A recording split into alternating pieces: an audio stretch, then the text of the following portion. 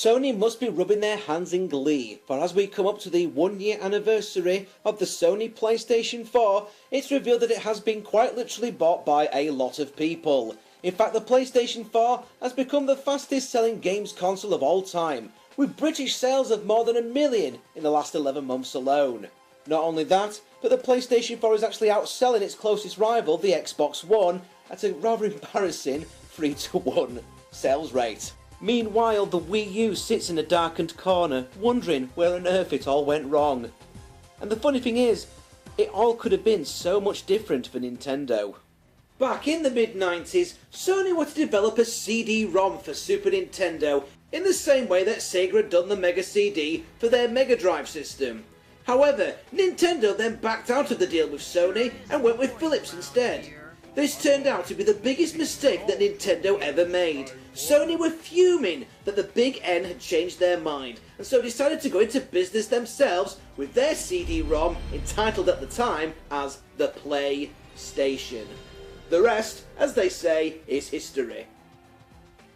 As for the partnership of Nintendo and Philips, that only extended to Ninty, allowing Philips to use a couple of their famous mascots for use in a number of games for the Philips CDI, which turned out to be some of the worst games ever created and an overall embarrassment for all parties involved. You've got to be kidding.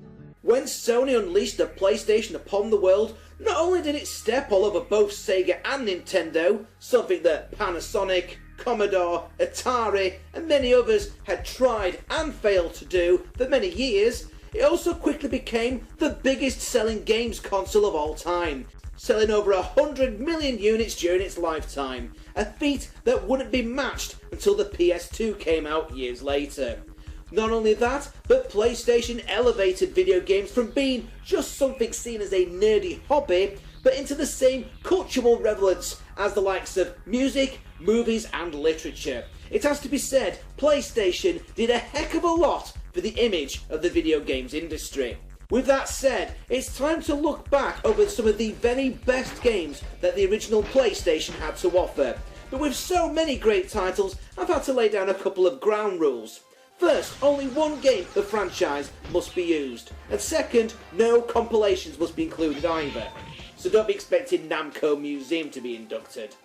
So, here we go, with the Big Daddy D's Top 10 PlayStation 1 games.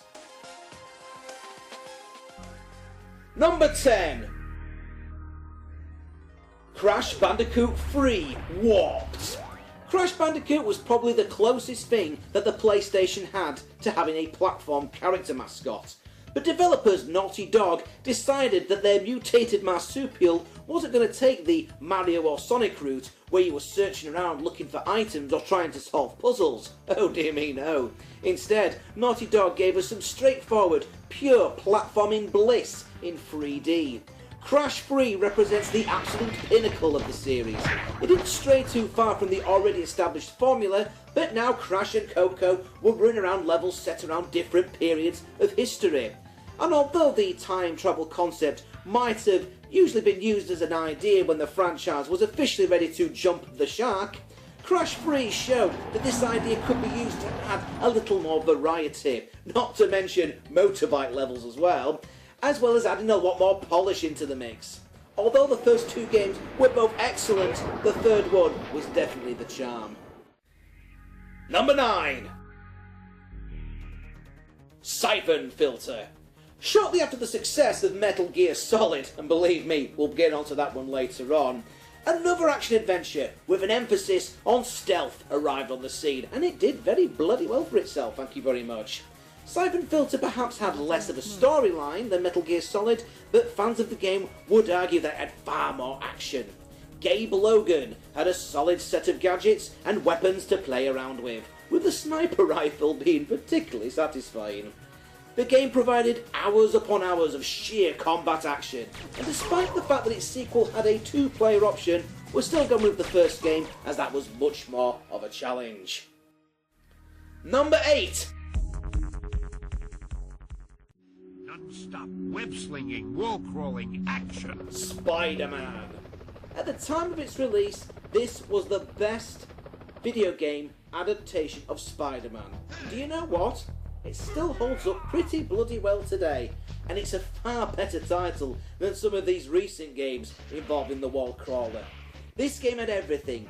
All of Spidey's powers and abilities were there, including web slinging, wall crawling, web shooting, super strength, and yes, even the old spider sense tingling. What's going on here?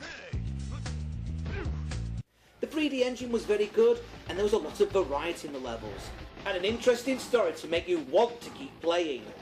Developers Neversoft took the same game engine that was already used for the Tony Hawk skateboarding games and used it to create a game that really nailed down the feel of the Spider-Man comics and cartoons very well. In fact, numerous voice artists from the Spider-Man cartoon of the 90s reprised their respective roles for this game. To add even further to the feeling that you're in Spidey's world, a who's who of villains and other superheroes from the Marvel Universe showed up to make an appearance, including Black Cat, Captain America, Daredevil, Punisher, and of course, the man himself, Stan Lee. Spidey had better get there quickly, or JJJ may end up in the obituaries of his own paper. All in all, Spider-Man on the PlayStation was a lot of fun to play, which is something that you should naturally expect from a Spider-Man game. There was a sequel, Enter Electro, but we're going to go with the original. Number 7. Castlevania Symphony of the Night. This was the big daddy that made the Castlevania games what they are today. This was also the game that showed that despite the 3D capabilities of the PlayStation, those 2D games were still here to stay. Symphony of the Night took Castlevania gameplay and infused it with RPG elements to tell the story of Alucard, son of Dracula, on his quest to, well, that would spoil things now, wouldn't it? This is a game that you could find yourself totally immersed in, but be warned, it's not an easy one. But if you're at all familiar with the Castlevania series, that should come as no surprise really. This is where the whole Metroidvania Castle Troid thing started. And it's a good thing for it. It's still available now on Xbox Live Arcade and PlayStation Network. Number 6. Ape Escape. Not only one of the funniest and fun platform games for the PlayStation 1, but this wonderfully charming game was also the first one to properly utilise the dual analog sticks that the new PlayStation controller had, something that's taken for granted these days. But the game managed to remain consistently fresh by introducing new gadgets throughout, all of which were an absolute joy to use. What do you need those gadgets for? Why, to help you capture those trouble-causing, time-travelling monkeys, of course, who initially are probably the most amusing enemies any game has ever seen, ever.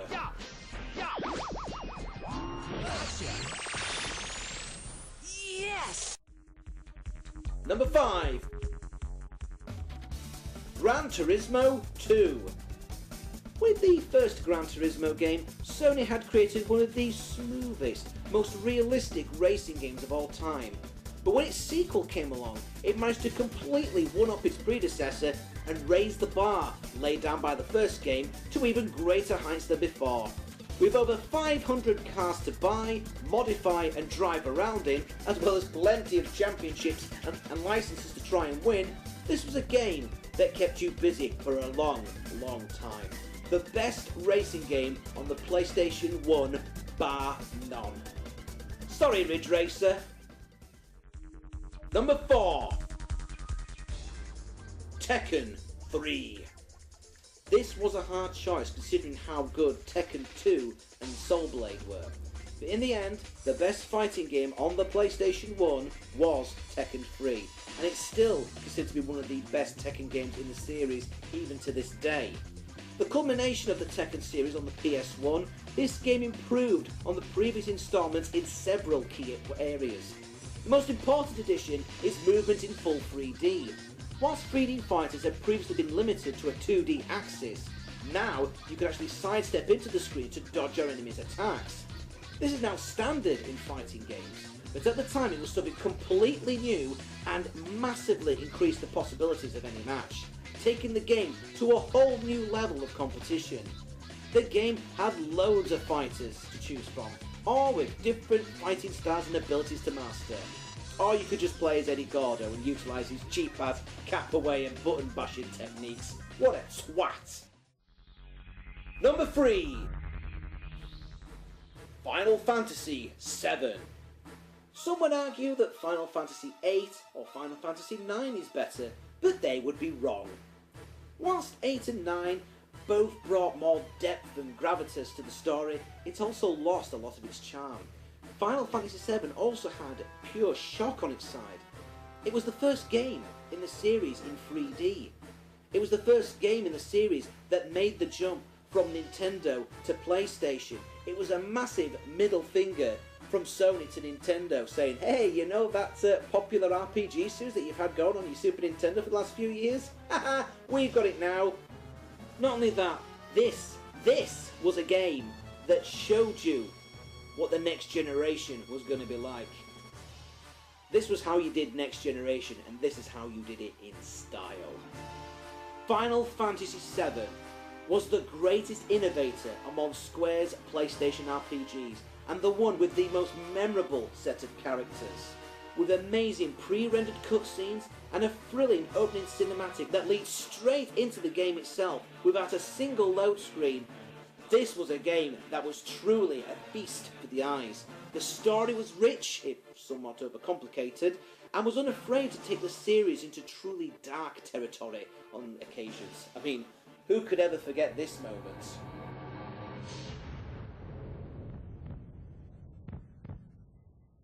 The game's combat and upgrade system was overhauled for this game, and is arguably the most intuitive the series has ever been. It's just a shame that since then, the series has taken a turn for the worst in recent years. Final Fantasy XIII? What happened, guys? Number 2. Resident Evil 2. The original Resident Evil was a bolt from the blue, something completely unexpected. The survival horror genre really was nothing new, but it had never been done quite like this. From the first moment you run into a groaning zombie to frantic battles with the tyrant, you were totally drawn in. On the flip side, it had some balancing issues, perhaps far too many silly bloody puzzles to solve, and some hilariously awful dialogue. You were almost a Jill sandwich. Oh, Barry! When Resident Evil 2 came along, it fixed all these issues and gave us a thrilling adventure, with the added bonus of having 4 separate stories to play through, and that's not including the super secret hidden stories involving a slice of tofu and a big muscly bloke called Hunk. Although Resident Evil 3 Nemesis was an excellent game as well, it has to be said that Resi 2 is still the high point of the series. It had that perfect blend of action and strategy. If you have any interest in zombies, horror, or just damn good action games, then Resident Evil 2 is the game for you.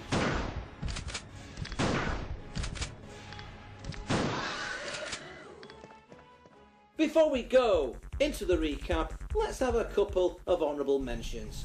First up, the original Wipeout was a groundbreaking game and one of the PlayStation's early big sellers. Hell, it even came with the console near the start of its title.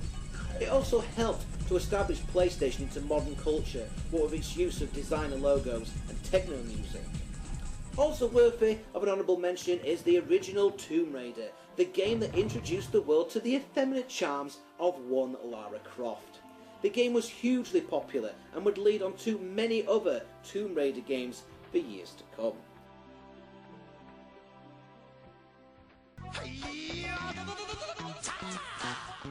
Kick, punch, it's all in the mind. If you wanna test me, I'm sure you'll find the things I'll teach ya. Be sure to beat ya. Nevertheless, you'll get a lesson from teacher. Now kick, punch, jump, block. Once more now, kick, punch,